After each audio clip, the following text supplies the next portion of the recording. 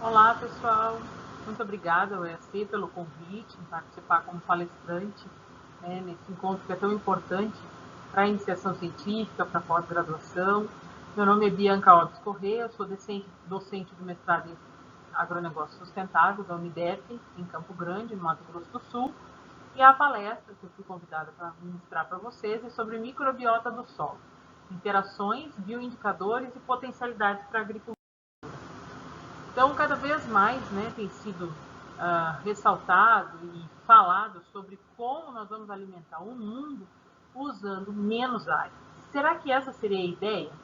Será que a ideia é usar menos área ou é usar as áreas que nós já temos, as fronteiras agrícolas que nós já temos abertas, como área única para aumento dessa produtividade dentro dessa mesma área? Então, como aumentar a produtividade alcançará a sustentabilidade?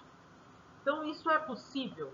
Isso é desde que nós tenhamos estratégias de manejo do ambiente solo como um método elementar, principal, para que a gente consiga modificar as estratégias que nós estamos utilizando na agricultura para potencializar essas habilidades que os micro-organismos habitantes do solo apresentam e fazem parte como uma estrutura biológica desse agroecossistema. Então, as estimativas que nós temos para a produção de grãos agora para a última safra, principalmente se a gente for trabalhar com as commodities, pensar nas commodities, os grãos, principalmente milho, soja, algodão, o que a gente tem que levar em consideração? Se nós pensarmos aqui no Centro-Oeste, que é a área em que nós trabalhamos, no Centro-Oeste nós temos aí uma projeção de safra bastante interessante, bastante importante para o Centro-Oeste. Para o Brasil, isso também chama muita atenção. No entanto, a nossa grande preocupação é buscar aumentar a produtividade dessas áreas, aumentar as sacas por hectare dentro dessas áreas, sem que seja necessário nós manejarmos áreas novas, ou seja, abrir novas fronteiras agrícolas. Então, como fazer isso? Uma das principais coisas é pensar no que é o primordial dentro da agricultura, que é o ambiente solo. Sem este elemento, sem essa estruturação, que não é só uma estruturação física, porque ela tem atividade viva, ela apresenta macro, meso, microfauna, ela apresenta biologia do solo e apresenta o que mais nos chama atenção e que muitas vezes passa despercebido, que são os micro-organismos.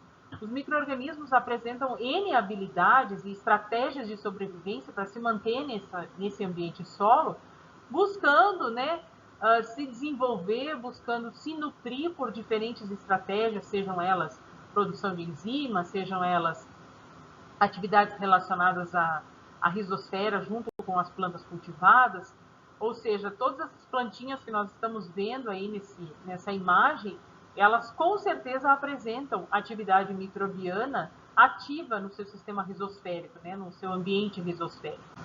Então, sem o solo, nada é possível. E sem os micro-organismos que habitam esse solo, mais difícil fica. Então, cada vez mais, o Brasil vem buscando aí uma forma agrossustentável de se manter, e com isso também a gente tem que pensar nas estratégias que nós temos para usar biofertilizantes, outros bioinsumos e deixar de depender somente dos fertilizantes químicos, até porque eles também provocam alguns pontos negativos sobre a microbiota nativa do solo, muitas vezes reduzindo drasticamente esses micro-organismos, e com isso a gente tem prejuízo, porque redução de micro-organismos é notoriamente redução também de produtividade, porque os micro-organismos eles não têm somente um papel de se associar com o ambiente rizosférico e produzir ali alguns fito-hormônios. Não, vai muito além disso. A ciclagem de nutrientes que nós temos hoje dentro da agricultura, ela é possível a partir da ação dos micro-organismos. Então, nós temos micro-organismos que são solubilizadores de fósforo, nós temos micro-organismos que são fixadores de nitrogênio atmosférico, de diferentes formas de nitrogênio. Nós sabemos que os fertilizantes químicos que nós utilizamos, muitas vezes, eles são perdidos em decorrência de algumas intempéries que ocorrem naturalmente no ambiente. E aí, quem entra em ação e quem está sempre ativo e sempre alerta e a pronto atendimento da cultura são os micro-organismos. Então, os micro-organismos, eles apresentam diferentes tipos, de associações com essas plantas, tem um papel fundamental que, além de estabilização dos agregados do solo, eles formam também esses agregados, né, os micro-organismos que ficam junto aos coloides, bem próximo ao ambiente rizosférico, radicular, eles têm como papel principal fazer com que haja manutenção de umidade, de água. Então, nós temos ambientes que são muitas vezes passam por intempéries relacionadas à deficiência hídrica, e quem entra em ação são os micro-organismos, né? Quem já está ali a pronto atendimento daquele sistema radicular são os micro-organismos buscando atrair nutrientes e buscando fazer com que os nutrientes não lábeis para a planta se tornem lábeis e com isso haja o desenvolvimento e crescimento da cultura. Para isso a gente tem que entender e ter em mente, né, que nós temos diferentes tipos de relações nesse ambiente solo. Então nós temos a planta como papel principal, mas dentro desse ambiente nós temos relações de cooperação, de simbiose, parasitismo, hiperparasitismo, tanto de relação dos micro-organismos com a planta, como entre os micro-organismos mesmo, né? Isso ocorre. E isso é extremamente importante, porque as ações de parasitismo e hiperparasitismo que vão ocorrer dentro da biologia do solo, desse agroecossistema, fazem com que a gente tenha ali permeado mais nutrientes para que a planta possa vir utilizados em decorrência da ação desses micro-organismos. Então, essas relações interespecíficas e intraespecíficas são extremamente importantes e precisam estar ativas no ambiente solo dentro de um agroecossistema. Com isso, nós vamos ter a chance, então, de colonização do ambiente rizosférico, principalmente, né, porque quem atrai esses micro-organismos para essa relação íntima e essa interação íntima que ocorre entre planta e micro-organismo é a própria planta. Então, uma planta oriunda de uma semente que foi oriunda de uma planta bem nutrida, consequentemente, ela terá substâncias de reserva bastante promissoras para que tenha um desenvolvimento rápido ali, né, tendo vigor e uma alta taxa germinativa, e, consequentemente, eu tenho a habilidade desses pelos radiculares para que eles liberem os exudados radiculares e acabem, então, atraindo micro-organismos para aquele ambiente. E, com isso, nós temos a atração dos micro-organismos, sinergismo e a cooperação que vai ocorrer entre os micro-organismos que ficam próximos ao ambiente rizosférico, ao rizoplano da raiz, e, consequentemente, eles já estão em atividade, buscando o quê? Produzir ali uma série de compostos para que tenha um bom desenvolvimento dessa planta. Com isso, nós temos, né, esse processo todo, essa íntima relação, faz com que nós tenhamos a atração de micro-organismos capazes de solubilizar ou fixar nutrientes. Então, a gente tem os solubilizadores de fosfato, nós temos os agentes quelantes de ferro, nós temos os micro-organismos responsáveis pela fixação biológica de nitrogênio. Temos, com isso, consequentemente, de forma bastante indireta, a blindagem rizosférica, ou seja, aquele ambiente do sistema radicular fica protegido. Então, essa interação, ela é um fato. Ela está ocorrendo agora no solo que tenha uma cultura estabelecida ou um solo coberto, essas interações estão ocorrendo. Planta fazendo fotossíntese, liberando, produzindo seus metabólitos primários, seus metabólitos secundários, consequentemente, libera exudados radiculares que fazem a atração de micro-organismos que terão atuação direta e indireta ali no desenvolvimento e crescimento da planta.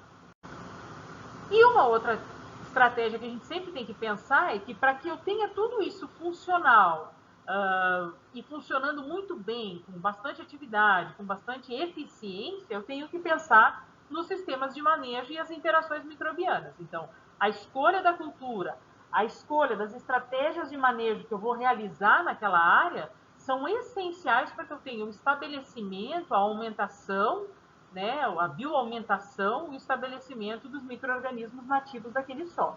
Então, isso a gente tem que pensar, se nós vamos trabalhar sobre plantio direto, sobre sucessão, sobre rotação de culturas, cultivo mínimo. Os sistemas de alagamento, eles fazem com que a gente tenha uma população diferente, né, daqueles sistemas onde a gente não usa o lâmina d'água. Então, o cultivo do arroz irrigado atrai micro-organismos que têm determinadas habilidades, que no arroz sequeiro isso não é encontrado. Nós temos diversidade de micro-organismos dependendo da estratégia de manejo que é utilizada naquele ecossistema. No entanto, as aplicabilidades, as estratégias, as habilidades que os micro-organismos utilizam naquele ambiente podem ser muito semelhantes. Nós vamos ter diversidades diferentes aí, de micro-organismos, mas as estratégias que eles usam, que é disponibilizar nitrogênio, solubilizar fósforo, fixar o nitrogênio atmosférico, buscar a permeabilidade do sistema radicular, atrair, oxidar enxofre, realizar o parasitismo, porque isso também ocorre, não somente de relações benéficas do ambiente agricultável vai estar funcional, mas a gente tem que ter ideia que um ambiente agricultável equilibrado faz com que nós tenhamos, então, essas estratégias aí sendo intrínsecas àquele ambiente e funcionais. Com isso, nós temos aqui esse quadro que é bastante resumido, com relação aos principais compostos metabolizados aí pelos micro-organismos e que têm ação direta no desenvolvimento e estabelecimento das mais diferentes culturas no Brasil e no mundo. Então, nós sabemos que micro-organismos são capazes de produzir sideróforos, que são agentes quelantes de ferro. Nós sabemos que nós temos populações de fungos e bactérias que têm capacidade de colonizar os tecidos internos da planta, que são os endofíticos, assim como também tem a capacidade de colonizar o rizoplano, do sistema radicular. Nós temos micro-organismos que produzem enzimas responsáveis pela degradação de ovos, de insetos, pela degradação de ovos de nematóides. Então, a gente tem uma ação do controle biológico de forma bastante eficiente e natural, sem que haja a introdução daquele micro-organismo. Mas para que eu não tenha essa introdução, eu preciso buscar por estratégias de manejo que ativem a microbiota nativa daquele solo. E a gente pode ir além. Então, hoje nós temos uma agricultura bastante diferente que busca entender quais são os elementos biológicos que estão ativos no ambiente solo e quais são as suas habilidades. O que esse ambiente rico em micro-organismos é capaz de proporcionar para a cultura que ali vai se estabelecer. Então, a gente pode ir muito além, entendendo a diversidade de micro-organismos que habitam o solo, avaliando a biomassa microbiana, a respiração microbiana, e com isso, consequentemente, a gente tem a capacidade de entender a condição daquele sistema de manejo em sequestrar carbono. Isso cada vez mais tem sido levantado aí nas mais diferentes órgãos de fomento e a importância que tem do sequestro de carbono para a agricultura brasileira, para que a gente esteja cada vez mais competitivo dentro do mercado internacional. Nós temos grupos funcionais, solubilizadores de fósforo, fixadores de nitrogênio atmosférico e também de outros elementos que possam passar pelo processo de mineralização e imobilização no ambiente solo. E nós temos, com isso, vai nos permitir o quê? Reconhecer a diversidade de micro-organismos que está atuando dentro de um agroecossistema, dependendo do sistema de manejo que foi escolhido. Então, isso é um indicador, Nós temos aí as enzimas beta-glucosidase, arilsulfatase, fosfatase ácida, que são elementos químicos bioindicadores da qualidade do sistema de manejo de um solo agricultável. E o que a gente pode esperar, de tudo isso? Espera-se que isso já não está mais tão distante, a gente vê aí trabalho de 5, 6, 7 anos que vem ocorrendo para que a gente tenha o lançamento de novas moléculas para diferentes culturas que se estabeleçam, que possam ser aplicadas no suco, no tratamento de sementes, para que possa promover o crescimento vegetal e, consequentemente, promover também o controle biológico para doenças e pragas dentro desses mais diversos sistemas agricultáveis. Com isso, quero agradecê-los, então, pela minha participação como palestrante. Deixo aqui os contatos, do meu contato particular e também os contatos do mestrado, as redes sociais do mestrado em agronegócio sustentável da Uniderp, aqui de Campo Grande, Mato Grosso do Sul. Agradeço e parabenizo, então, o 25º Encontro de Atividades Científicas, está ocorrendo de forma online, permitindo com que pessoas dos mais diferentes locais do Brasil e até mesmo do mundo possam participar e interagir e demonstrar o que a gente vem fazendo de pesquisa aí nas mais diferentes áreas que estão estabelecidas dentro dos centros de pesquisa no Brasil e no mundo. Muito obrigada.